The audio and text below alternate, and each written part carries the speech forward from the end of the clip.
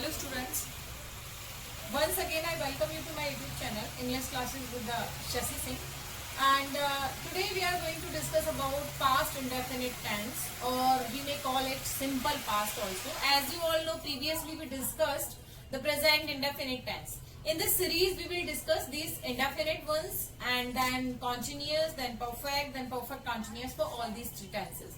Okay, so past indefinite tense, पहले जैसा कि आपको पता है, मैंने कल भी कहा था दैट वी आर इंडियंस, हमें हिंदी पहले पता होनी चाहिए, उसके बाद हम इंग्लिश में ट्रांसलेट करने की कोशिश करते हैं.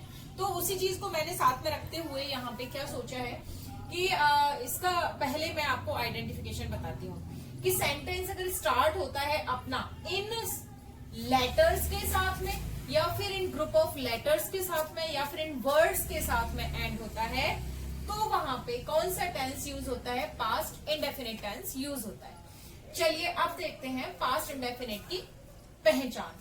तो जो सेंटेंस एंड्स होते हैं, खत्म होते हैं ता था, ती थी, ते थे, या ये, सका, सके, सके थे, या फिर किया करता था, जाया करते थे, ये दोनों क्या शो कर रहे हैं? These are showing the past habits. क्या शो कर रहे हैं बच्चे? पास्ट हैबिट्स को शो कर रहे हैं. ठीक है. एंड देन ए को मैंने क्यों लिया? जैसे मैं कहूं कि किसी सेंटेंस की एंडिंग हो रही है देखे, है ना, खेले. Okay, so we are ending these sentences with these terms, है ना, इन लेटर्स के साथ में हम लोग एंड कर रहे हैं. व्हाट इट मीन्स कि यहाँ पे कौन सा है ना, देखी. ओके, की वर्ड की लेटर मैंने यहाँ पे कहीं नहीं लिखा, मैंने लिखा है आ, ई और ए. ही मीन्स ई. ओके, अगर ऐसे भी किसी सेंटेंस का एंड होता है then we use past indefinite tense. उसके अलावा आगे देखते हैं. आप देखिए, पहचान हम लोगों ने डिस्कस कर ली. अगर आपको ये ठीक लग रहा हो, कुछ नया लग रहा हो, तो आप इसका स्क्रीनशॉट यहाँ पे ले सकते हो. ठीक है. दूसरी चीज, अब मैं इसको इरेज करके इसके लिए जो स्ट्रक्चर होता है वो स्ट्रक्चर आपको बता देती हूँ. चलिए देखिए, पास्ट इंडेफिनिट टेंस को बनाने के लिए जो एक सिंपल सा अपना स्ट्रक्चर है, जैसे प्रीवियस वीडियो में हम लोगों ने डिस्कस किया था 3 पार्ट्स में बोर्ड को डिवाइड करके कि स्ट्रक्चर, रूल्स एंड एग्जांपल्स. तो मैं यहाँ पे भी सेम चीज लिखूंगी कि स्ट्रक्चर इसके लिए क्या होता है. जैसे मैंने कहा था कि प्रेजेंट टेंस 3 पार्ट्स में डिवाइड है, प्रेजेंट इंडेफिनिट, ऐसे ही पास्ट इंडेफिनिट भी 3-4 पार्ट्स में डिवाइड है. और पहला पार्ट हम लेते हैं सिंपल. ठीक है, आपको पता है कि सिंपल, इसके लिए जो स्ट्रक्चर रहेगा, मैं सिंपली स्ट्रक्चर लिखूंगी. ये रहता है आपका सब्जेक्ट, देन V2. मैंने कल बताया था V2 क्या होता है?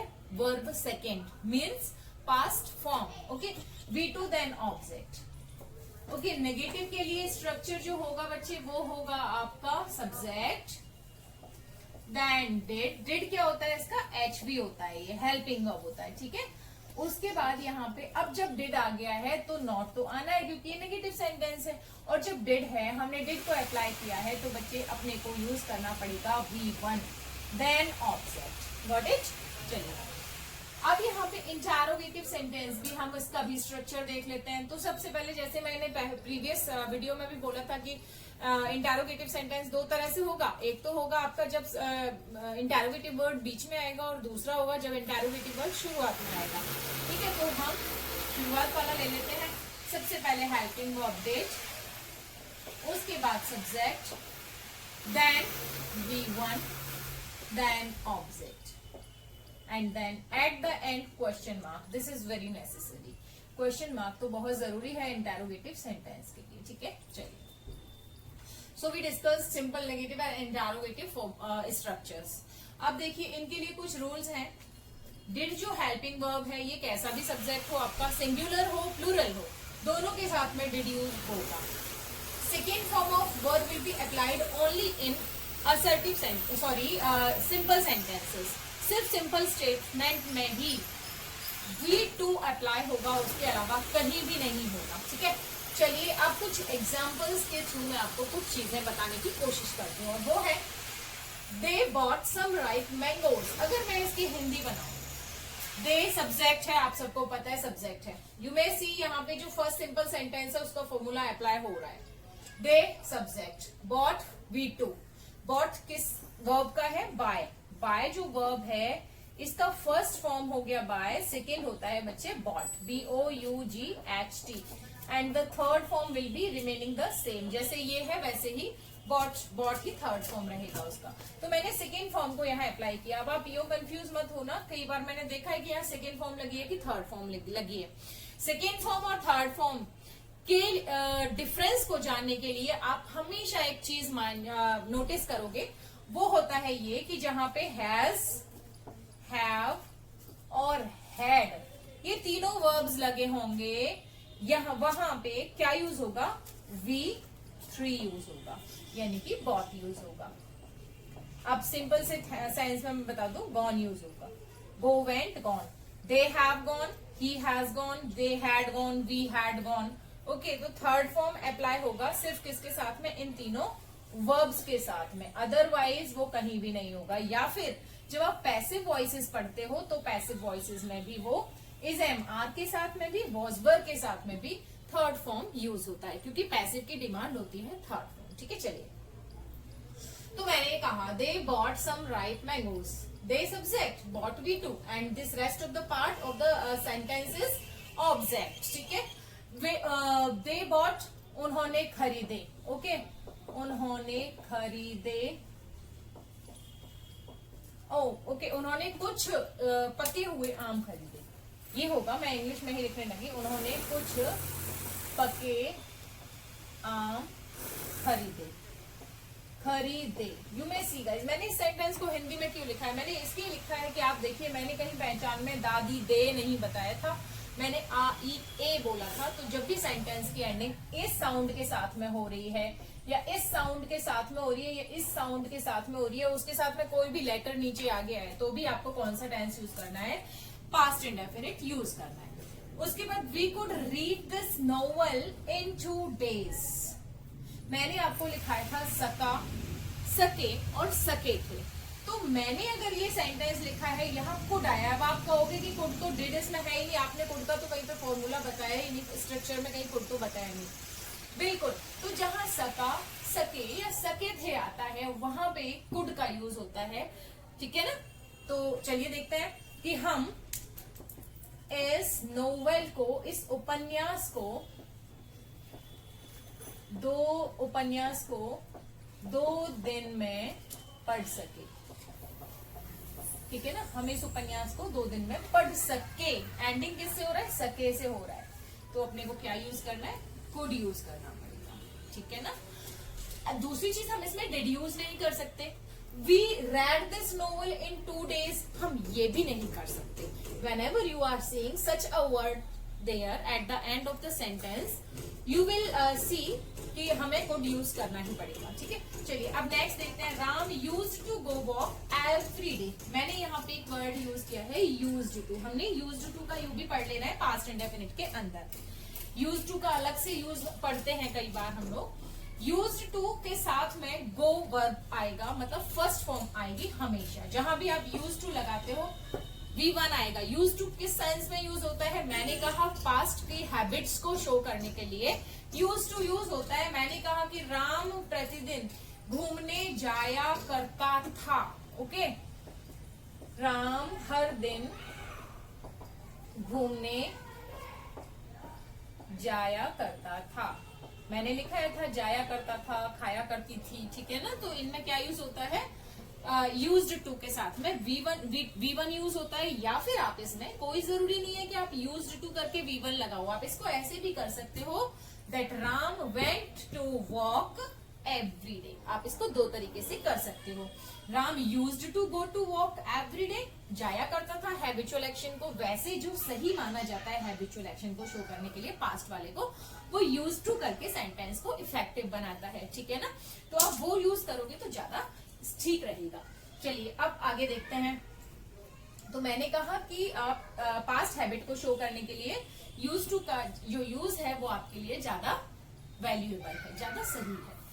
गांधी जी प्रतिदिन घूमने नहीं जाया करते थे, हाँ एक चीज ये भी यहाँ पे पास्ट हैबिट को बता रहा है। ठीक है ना, घूमने नहीं जाया करते थे, लेकिन जो यूज्ड टू का यूज होता है, मैंने इस सेंटेंस को नीचे क्यों लिखा है कि कभी भी आप नेगेटिव सेंटेंस के अंदर और इंटरोगेटिव सेंटेंस के अंदर यूज नहीं करेंगे किसको, यूज्ड टू को। गॉट इट, तो यूज टू को हमें यूज नहीं करना है कहाँ पे, नेगेटिव में और इंटेरोगेटिव में। यहाँ हम सेंटेंस को डिड लगा के बनाएंगे। नेगेटिव सेंटेंस से नेगेटिव वाला फॉर्मूला लगा दो भाई, गांधी जी।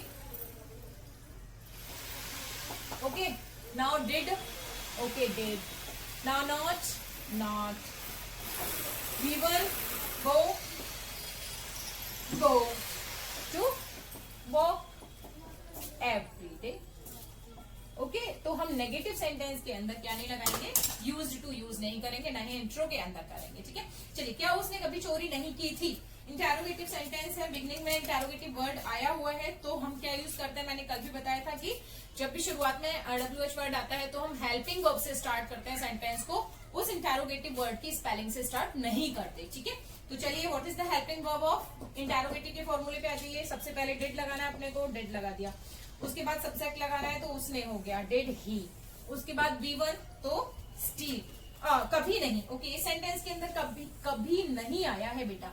अगर नहीं होता है, क्या उसने चोरी नहीं की, तब तो हम डिड नॉट लगाते, लेकिन यहाँ पे कभी नहीं आया है। ठीक है ना, तो डिड ही नेवर स्टील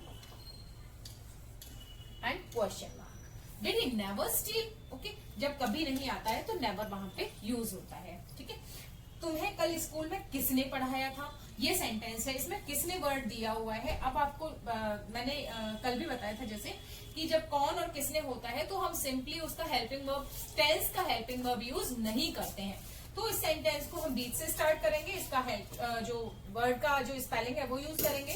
तो who, okay, who did you teach English, who did you teach English yesterday in this school, who did you teach English in the school yesterday। आप ये भी कर सकते हो और आप सिंपली इसको कर सकते हो, who taught you, who taught English, English ही है ना, अच्छा, who taught you in the school yesterday। ठीक है, तो who taught you in the school yesterday, आप इस तरीके से भी सेंटेंस को कर सकते हो। सो गाइज, आई होप कि आज का जो कंसेप्ट था वो आपको समझ आ गया होगा। सेंटेंस जो कि एंड्स होते हैं, खत्म होते हैं किससे, ठीक है, किससे खत्म होते हैं, इन ग्रुप ऑफ लेटर्स के साथ में, इन वर्ड्स के साथ में। जैसे ई ए एंडिंग में अगर साउंड आता है किसी भी चीज के, करता था, जाया करता था, खाया करता था, या फिर की, है ना, पढ़ाया था, ये थी, करते थे, करता था, इन वर्ड्स के साथ में अगर एंडिंग होता है सेंटेंस का, वहां पे आप past indefinite sentence use, past indefinite tense use करोगे। पास्ट इंडेफिनिट टेंस को सिंपल पास्ट टेंस भी बोलते हैं गाइस। ये इसके स्ट्रक्चर्स हो गए। इसका हेल्पिंग वर्ब डिड होता है, सिर्फ सिंपल सेंटेंस के अंदर ही V2 यूज होता है, यानी कि वर्ब टू यूज होता है, यानी कि पास्ट फॉर्म यूज होता है। ठीक है, यूज्ड टू का यूज हम लोग सिर्फ सिंपल स्टेटमेंट के साथ में ही करते हैं। नेगेटिव और इंटेरोगेटिव सेंटेंस के साथ में पास्ट हैबिट्स को शो करने के लिए हम यूज्ड टू का यूज बिल्कुल भी नहीं करेंगे। ठीक है ना, गलत हो जाएगा। आप यूज्ड टू को यूज करके फर्स्ट फॉर्म लगा सकते हो, अदरवाइज आप सीधा का सीधा सेकेंड फॉर्म से भी अपने सेंटेंस को बना सकते हो। ठीक है, सो आई होप कि कुछ पार्ट तो समझ आ ही गया होगा, और आई होप कि सब कुछ ही समझ आ जाना चाहिए। So thanks a lot watching this video, and related worksheet will be send to you till evening. Thanks a lot. चलिए, अब देख लेते हैं कि जो शॉर्ट ट्रिक है, short trick to know how to fill the correct form of verb related to past indefinite tense. Okay, past indefinite tense से related form of verb हम कब फिल करेंगे एक सेंटेंस के अंदर, ये हमें कैसे पता चलेगा। तो चलिए देख लेते हैं। The past time adverbials such as yesterday, last week, month, last year means what, कि last week, last month, last year जब ये सेंटेंस के अंदर आपको दिखाई दे, या फिर दिखाई दे कि इन 2015, ago, long ago, once upon a time, whenever you are seeing such adverbials there in a sentence, you will use generally past simple tense or past indefinite tense there। means what, कि past indefinite tense का helping verb और main verb का form ही आपको वहां पे use करना है। एक बार फिर से पढ़ लीजिए इन वर्ड्स को, इन एडवर्ब्स को।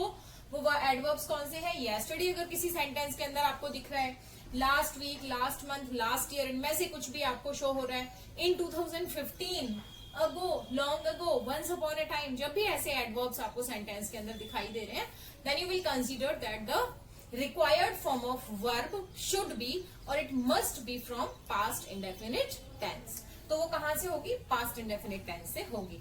As an example, he came to see me last week every day, means what की वो last week, you may see there last week word आया हुआ है, तो हम लोग इस पे ज्यादा फोकस करेंगे। अगर मैं इस एवरीडे को यहाँ लिख भी देती हूँ ना, एवरीडे मैंने लिख दिया लास्ट वीक से पहले कि he came to see me everyday last week, तब भी आप लास्ट वीक पे फोकस करोगे, because everyday we found there in present indefinite में हम लोगों ने एवरीडे देखा था। तो guys this way I hope कि ये भी आपको समझ आ गया होगा कि एडवर्बियल्स जब ये वाले यूज किसी सेंटेंस के बीच में होते हैं, मिड में होते हैं, तो हम लोग यूज करते हैं past indefinite tense. So if you like this, please subscribe my channel. Repeating you once again कि अगर वीडियो आपको अच्छे लग रहे हैं तो मुझे कमेंट बॉक्स में जरूर लिखें कि या क्या ये आपके लिए वैल्यूएबल रहे हैं या नहीं रहे हैं। जो भी है नेगेटिव पॉजिटिव कमेंट्स आपके, please apply your comments there in the comment box. Thank you.